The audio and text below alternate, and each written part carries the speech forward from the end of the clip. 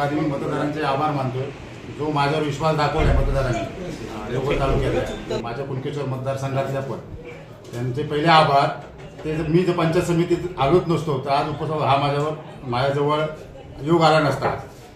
जेणेकरून आता उपसभापतीची निवड माझी झाली ती आमचे लोके साहेब प्रिन्सिपल आर लोके हे 54 वर्षापूर्वी म्हणजे पहिले देवगड तालुक्यातले सभापती होते. त्याच्यानंतर लोके आडनावाला ही पहिली संधी मिळते 54 वर्षानंतर पहिली.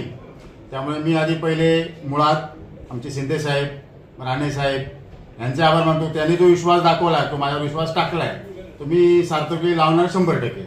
पंचायत समितीच्या स्तरावर जेवढी कामं आहेत लोकांची म्हणजे गावागावात जाऊन काय असतील ती मी सगळी त्यांच्याबरोबर कनेक्ट करून ती घेणार सगळी. आपली कार्यपद्धती म्हणजे ती स्वच्छ असेल त्याच्यात काय होणार नाही.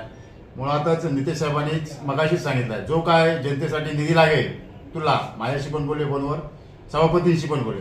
नितेश साहेबांचे खरोखर